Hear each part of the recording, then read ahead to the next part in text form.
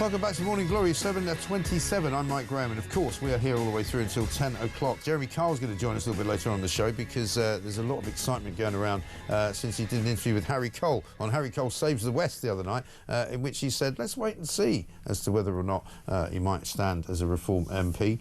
This from Sharon in Staffordshire. I think Jeremy Cole would be a good MP for Reform. He would definitely speak up for the British people. And Margaret in Birmingham says, morning, Mike. Go, Jeremy, go. What a great day that would be. JK as an MP. Remember weeks ago, JK saying, watch this space. Well, we are watching, wishing and hoping. Fingers crossed, says Margaret in Birmingham. As I say, we'll talk to Jeremy about it a little bit later on, coming up. Benedict Spence is here in a little while. First, though, let's go across to Tel Aviv, speak to Eylon Levy, who is, of course, the former Israeli government spokesperson and host of Israeli State of a Nation podcast. Just before I say good morning to you, Eylon, let me just play you this clip from Keir Starmer yesterday on rewarding Hamas. Let me be really clear about Hamas. They're a terrorist organisation who can have no part in any future governance in Palestine.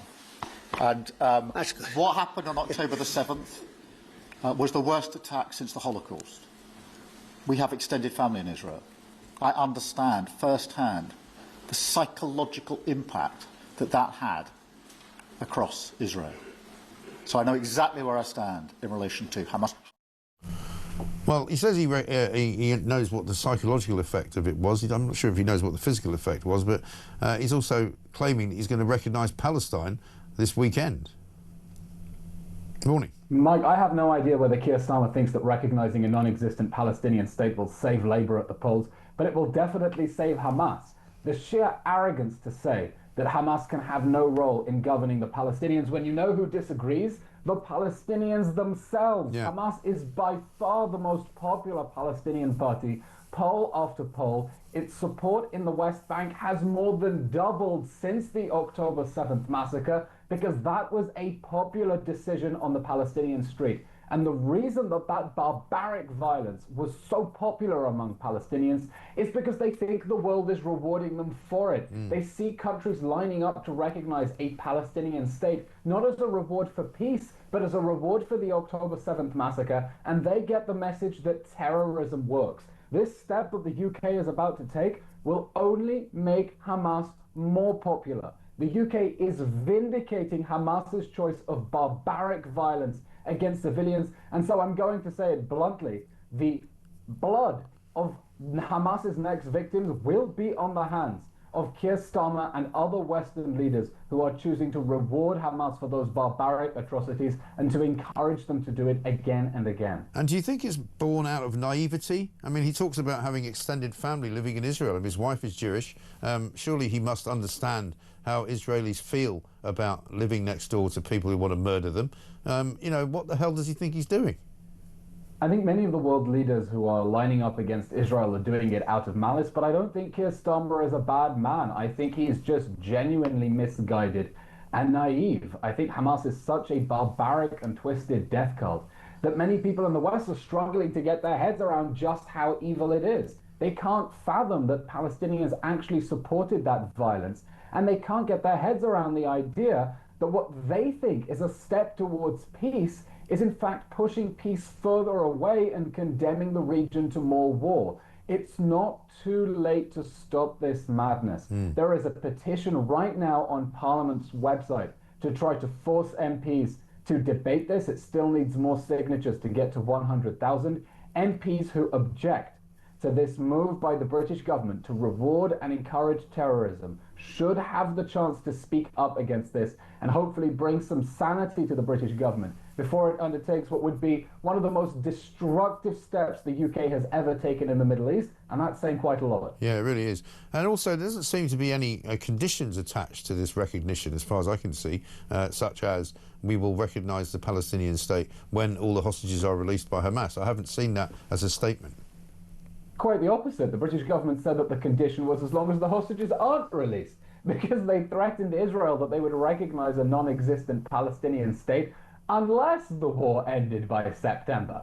And that just told Hamas, keep the hostages till September and we're going to give you this massive diplomatic reward. It was encouraging, incentivizing Hamas to keep holding on to the hostages. And let me remind you, Mike, 20 hostages are still alive, but only just.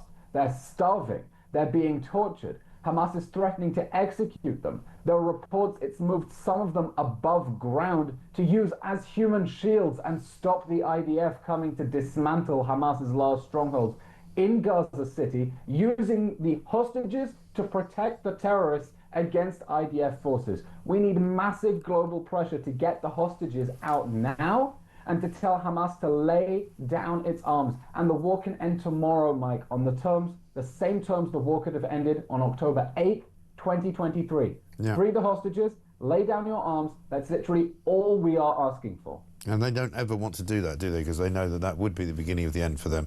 Eylon, good to talk to you. Thank you very much indeed. Eylon Levy there, former Israeli government spokesperson and host of Israel State of a Nation podcast, very concerned about Keir Starmer's apparent indication that he wants to recognise Palestine as a state without any sort of conditions being based on releasing hostages or anything else. A bit of breaking news for you. UK government borrowing was higher than expected at £18 billion last month, marking the highest August borrowing for 5 years. Government has borrowed £84 billion this financial year, £16 billion more than in 2024. Goodness gracious. Richard Tice is going to join us after the break to talk about the level of this borrowing, which is really spiralling out of control. Peter says this. Stephen. Mike, great show as always. Really enjoy your chat. Trump flies home with his royal tea towel, and when he gets to Washington, he says, do I really trust that Starmer? His advisors say, no, don't trust him. No one knows what he stands for. And that's from Stephen in Belfast. And one here from Phil, who says, loving the show. Love the after eight analogy as well. Every tweet or post liar Starmer post is upsetting to me. Can we have him arrested, please? Says Phil in Nuneaton. Well, believe it or not, about 8 hours ago, he tweeted out a picture from inside the weekend, or sorry, the chat yesterday at Chequers, and he's put jobs, jobs, jobs. And it's a picture of the drawing room at Chequers with all the portraits there up on the wall. And he says that's what today's historic investment from the US is delivering for people across the UK. And I've just said, look at all those portraits following you with their eyes, because there's loads of them there. There's portraits all over the place. He must have been terrified, because he says he doesn't like portraits looking at him from the wall. I mean, what sort of weirdness is that?